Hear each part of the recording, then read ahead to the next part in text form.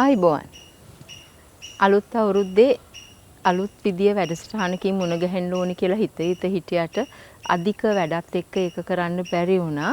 ඒ වුණාට මට ඕනෙම නිහඬ වෙලා ඉන්න බැරිම දෙයක් ඉඳලා මම හිතුවා ඔයගොල්ලොත් එක්ක කතා කරන්න ඕනි කියලා. කාලය කියන්නේ ඉතින් කොහොමටත් අපිට නතර කරන්න බැරි දෙයක්. ඒ වගේම අපිට නතර කරන්න බැරි විශ්වීය සංකල්පයක් ගැන තමයි මම අද කතා කරන්නේ. වයස්ගත වීම, එහෙම නැත්නම් මහලු වියටපත් වීම. දැන් සංවර්ධන මනෝවිද්‍යාවේදී අපි මිනිසුන්ගේ ජීවිත අවධි කීපයකට බෙදෙනවා. ලදරු විය, ළමා විය, නවයෝන් විය, වැඩිහිටි විය කියලා මූලික වශයෙන් බෙදෙනවා. ඉතින් මේ මූලික වශයෙන් බෙදෙන වැඩිහිටි විය සහ ළමා විය, යෝන් විය කියලා ගත්තහම ළමා විය ගැන, ලදරු විය ගැන, යෝන් විය ගැන ගුරුවරු, ලෝකය, මාධ්‍ය මේ හැම දෙයක්ම ලොකු අවධානයක් යොමු කරනවා. ඒත් මට තේරෙනවා වැඩිහිටි විය ගැන එහෙම ලොකු අවධානයක් යොමු කරන්නේ නැහැ. ඒක නිසා මම හිතුවා මම කොහොමටත් වැඩි අවධානයක් යොමු වෙන්නේ නැති සමාජ ප්‍රශ්න ගැන හරි උනන්දුයි. සංවේදී ප්‍රශ්න ගැන මං හරි උනන්දුයි. මං කියන්නම් ඇයි මම මේක ඕගොල්ලොත් එක්ක කතා කරන්න හේතු වුණේ කියලා.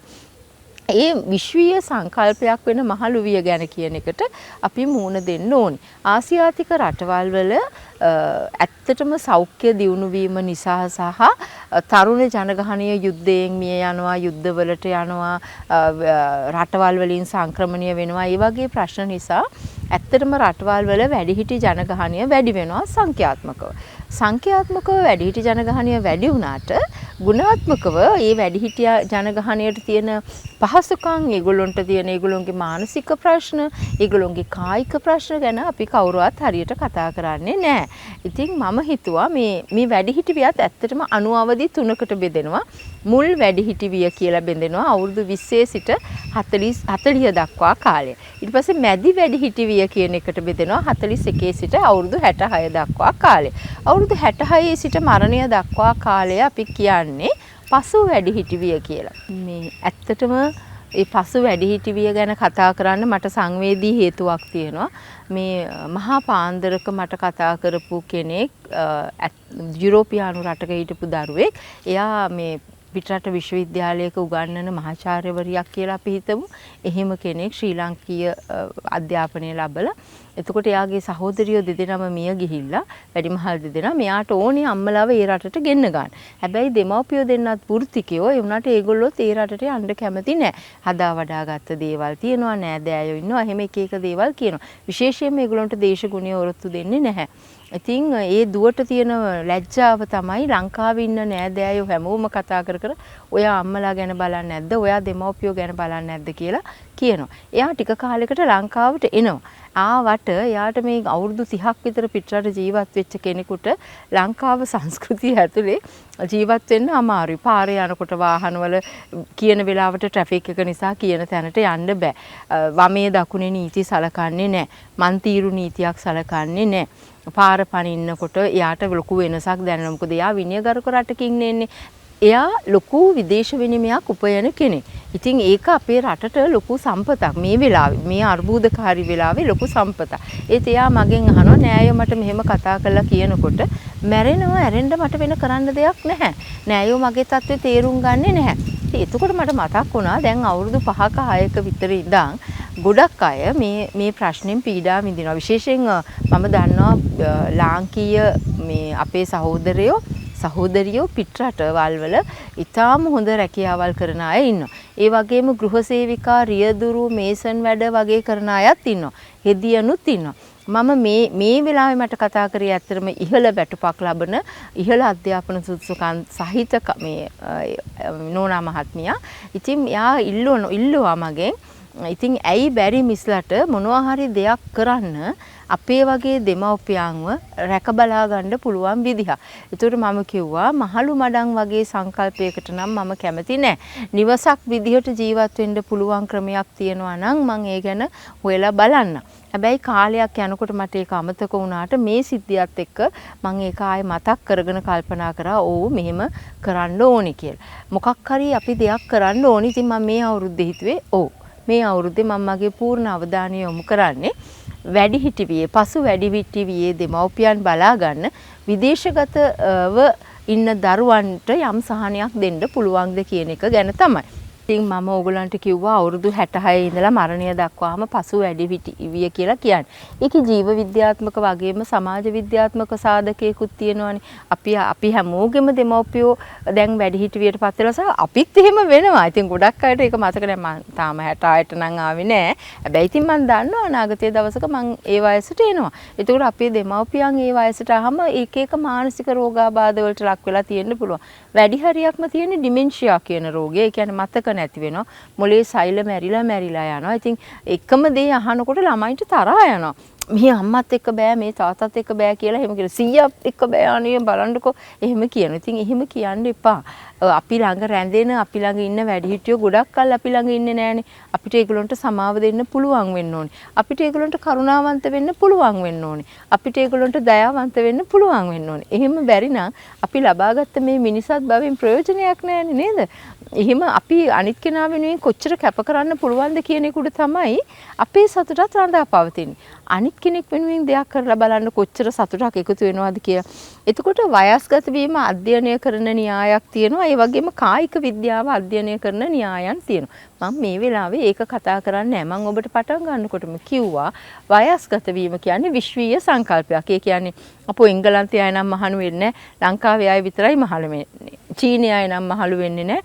ලංකාවේ අය විතරයි මහලු වෙන්නේ. එහෙම නැත්නම් කොළඹ අය නම් නාකි වෙන්නේ නැහැ. ගමේ අය විතරයි නාකි වෙන්නේ. එහෙම කියන්න බෑ. හැමෝටම වයස්ගත වෙනවා කියන එක හැමෝටම පොදු සාධකයක් නේද? ඉතින් ඒක අපි හිතන්නත් ඕනේ. හිතලා තමයි අපි මේවා වෙන්නේ ප්‍රතිශක්තිය උඩ තමයි ගොඩක් දේවල් තීරණය වෙන්නේ. ප්‍රතිශක්තිය කියන හැකියාව අඩු වෙනකොට ඇත්තටම රෝගාබාධ වැළඳීමේ අවදානම වැඩි. මට මනෝපදේශන සායනයේදී මුණ ගැහුණු බොහෝ වයස්ගත අය මුණ ගැහුණේ කොරෝනා අවදානමත් එක්ක ඒගොල්ලෝ අධික විදිහට බය වුණා. ඒගොල්ලන්ට කොරෝනා හැදෙයි කියලා බය වුණා. තමන්ගේ සමීපම අය මිය යයි කියලා බය වුණා. කොරෝනා හැදිලා ඒගොල්ලන්ට කරගන්න දෙයක් නැති වෙයි කියලා බය වුණා. මේක නිසා ඒ කියන්නේ අපි ඒකට කියනවා pending disasters කියලා. ඒ කියන්නේ ඉස්සරහට එයි කියන අපදාවකට බය වෙලා ඒගොල්ලෝ ජීවත් වෙන්න පටන් ගත්තා. ඒක නිසා මානසික අර්බුදකාරී තත්වයකට මුහුණ දුන්නා. ඉතින් මේ වෙනකොටත් මම ගොඩක් එහෙම 16ක් 17ක් විතර මේ ඒ වගේ වයස්ගත අයත් එක්ක මේ උපදේශන සේවා පවත්වනවා. ඇත්තටම හරිම අනුකම්පා සහගතව ඒගොල්ලන්ට සලකන්න ඕනි. අපිට මේ සානුකම්පිතව ඒගොල්ලෝ දිහා බලන්න ඕනි. සහකම්පණය තියෙන්න ඕනි. කියන්නේ මේක මට වුණොත් මොකද වෙන්නේ කියලා. අනේ ඕක දෙන්නේ බය වෙන්න එපානේ. එහෙම කියලා හරියන්නේ නැහැ. තේරුණාද? ඒ වගේම ප්‍රාථමික මහලු වීම සහ ද්විතීක මහලු වීම කියලා මහලු වීම අධීර දෙකකට බෙදන්න පුළුවන්. ප්‍රාථමික මහලු වීම කියන්නේ ක්‍රමයෙන් මහලු වෙලා යනක මේ මං නාක වෙනවා වගේ. හොයන්න බෑ. ඉතින් අද පවුඩර් ගාලා ඉන්නවා, ඊට පවුඩර් ගාලා නෑ. ඒ වෙලාවට ඉතින් හොයන්න පුළුවන්. ඒ ප්‍රාථමික මහලු වීම. ද්විතීක මහලු වීම කියන එක චුට්ටක් විතර බලපාන්නේ දැන් මොකක් හරි විශේෂ සිද්ධියක් නිසා ඇතිවන තද බල ආතතියත් එක්ක ඉක්මනින්ම මහලු වෙනවා වගේ දැනෙනවා. ඉක්මනින්ම වයසට යනවා.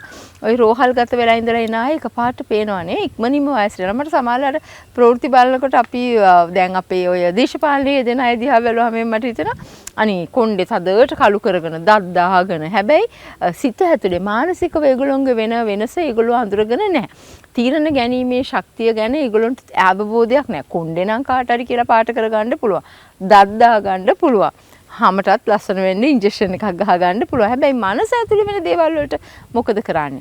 ප්ලාස්ටික් ගතිය නැති වෙනවා මනස ඇතුලේ. ඒ කියන්නේ තීරණ ගැනීමේ හැකියාව ප්‍රජානනය මේ මුකුත් නැති වෙනවා. ප්ලාස්ටික් ගතිය නැති වෙනකොට ඒ හෝමෝන් වල අසමතුලිතතාවයක් ඇති වෙනවා.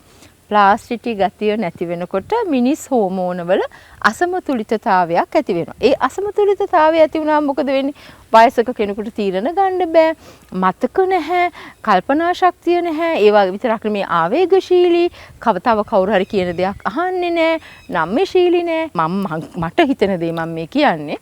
ඉතින් භාෂණීය නිදහස් තියෙන රටක් නේ අපේ රට. එතකොට දෙමව්පියෝ ගැන අපි මීට වැඩි අවධානයක් යොමු කරන්න ඕනේ. විශේෂයෙන් ඉස්සර පිරමීඩයක් විදියට තිබුණු අපේ මේ ජනගහන සංයුතිය දැන් දන්නවද ඔබ වෙලා තියෙන දේ දැන් තියෙන්නේ 7ක් වගේ. ඒ කියන්නේ තරුණ අය මැදි වැඩි ටීවී අය රටින් සංක්‍රමණය වෙලා.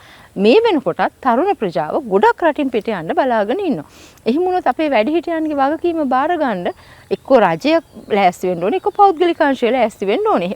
දරුවෝ කරන්නම බැරි තැන තමයි ඒක කරන්නේ. හැබැයි එහෙම කියලා අපි දෙමව්පියන් කෙරෙහි තියෙන ආදරය නැති වෙන්නේ නැහැ. ඉතින් මම හිතුවා මේක සීරීස් එකක් විදියට යන්න කියලා. ඒකටත් කැමතිද නැද්ද කියලා ඔයගොල්ලෝ කියලා එවන්න ඕනේ. එහෙම කිව්වොත් තමයි මට පහසු ඔබත් එක්ක මේ සංවාදය දිගටම අරගෙන යන්න. ඉතින් කාර්යබද්ධ මහලු වීම ගැනත් මේත් එක්කම කතා කරමු. ඒ කියන්නේ ෆන්ක්ෂනල් ඒජින් කියන එක. එතකොට හිතන විදිය දුර්වලයි, ව්‍යායාම කරන්න බෑ, ආහාර වලට තියෙන රුචිය නැති වෙලා යනවා. සමහර වෙලාවට පොඩ්ඩයි කන්න පුළුවන්. ඉතින් එතකොට අර මේ මොකද්ද අම්මා හිමින් එන්නේ? එන්නකෝ හයියෙන් කිව්වට එයාට කකුල උස්සලා ඇවිදින්න බෑ දෙමව්පියන්ට. ඒතර ඔබත් මේ තත්ත්වයටපත් වෙලා ඇති නේද? ඔබේ මුණුපුරෙක් දුවලා ගිහිල්ලා බෝලයක් ගන්නකොට ඔබට ඒ වේගෙන් ගිහිල්ලා බෝලේ ගන්න බෑ. ඔබේ මුණුපුර හතර අතටම එයාගේ නම්‍යශීලී සිරුර නමනකොට ඔබට එහෙම කරන්න බෑ. හැබැයි ඔබට එහෙම කරන්න පුළුවන් කාලයක් තිබුණා. දැන් ඔබේ සිරුර ඔබට අවනත නැහැ. ඔබේ මනස ඔබට අවනත නැහැ. ඉතින් මේ අත්දැකීම් තියෙනවා නම් ඔබත් අපිට මේක ගැන ලියන්න, කතා කරන්න. මේ ඇත්තටම මේක ගැන කතා කරන්න ඕනි කියලා හිතන නිසා තමයි මම ගත්තේ. ඉතින් අර ෆන්ක්ෂනල් ඒජින් කියන එක එහෙම නැත්නම් කාර්යබද්ධ මහලු වීම කියන කෙනෙක් ඔබේ නිවසේ ඉන්නවා. එයාට අවධානය දෙන්න. මොකද එයා තව ටික කාලයයි අපිත් එක්ක ඉන්නේ කියලා එයා හිතන්නේ. අපිට පුළුවන් නම් එයාව මානසික වශයෙන්, කායික වශයෙන් සන්නද්ධ කරන්න, ශක්තියක් සපයන්න නැහැ. මේක හැමෝටම වෙන දෙයක්, විශ්වීය සංකල්පයක්. මේකට මුහුණ දෙන්න. මේක ධනාත්මකව හිතන්න කියලා හිතුවොත් එයා ගොඩක් කල් ඊට වැඩිය නිරෝගීව ජීවත් වෙන්න පුළුවන්. අනිත් කාටවත් කරදරයක් නොවි.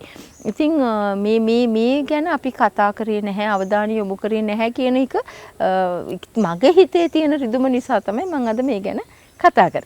ඒ වගේම හෘදයාබාධ, පිළිකා, දියවැඩියාව, අධිරුධිර පීඩනය, කොලෙස්ටරෝල් මට්ටම ඉහළ යාම, ඒ වගේ දේවලුත් මේ වයසේදී ඇති වෙනවා. එතකොට ඒක බය කරන අය තමයි හැමෝම ඉන්නේ. සීනිද? කොලෙස්ටරෝල්ද? අම්මෝ heart attackද? ඔය වගේ කියලා බය කරනවා.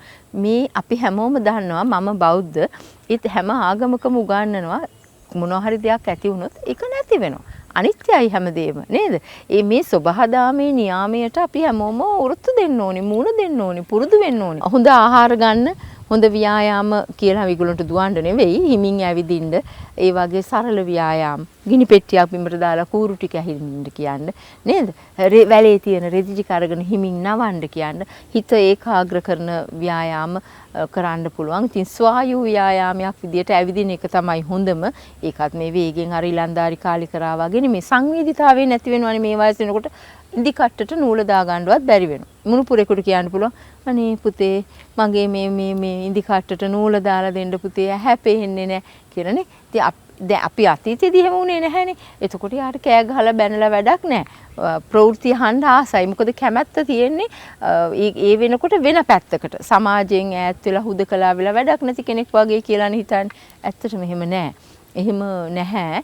ඒ වැඩිහිටියන්ට අපි සලකන ප්‍රමාණය උඩ ඒගොල්ලෝ ගොඩාක් ආදරෙන් රැකබලා ගන්න අපි හැමෝටම පුළුවන්. ඉතින් අනේ මට අවසර දෙන්න අද දවසේ මට ඔබත් එක්ක කතා කරන්න තියෙන මෙච්චරයි කාලය. මේ ගැන මැදි වැඩිහිටි විය ගැන එහෙම මම කතා කරන්න ඕනි කියලා ඔයගොල්ලෝ හිතනවා නම් මගේ මේ YouTube නාලිකාවේ හරි හුණු පොතේ හරි ඔබට පුළුවන් ඒ ගැන සටහන් කරන්න. අද මම ඔයගලන්ට ගෙනියන්න දෙන පණිවිඩය ජීවිතය ගැන හිතන වටිනා පණිවිඩයක්. ඇත්තටම ගුරුවරයෙකුට වඩා ජීවිතය කියන්නේ හරි සැරපරුෂ කෙනෙක්. ගුරුවරු නම් උගන්වලා ඉවර වෙලා තමයි විභාගෙ තියන්නේ. ජීවිතේ එහෙම නෙමෙයි. විභාගෙ තියලා ඉවර වෙලා තමයි උගන්වන්නේ. මේ ගැන ඉතින් හිතන්න. අලුත් පණිවිඩයක්, අලුත් අදහසක් අරන් ආයමත් ඔබේ නිවහනට ගොඩ වදින්න. ගින් එන්න.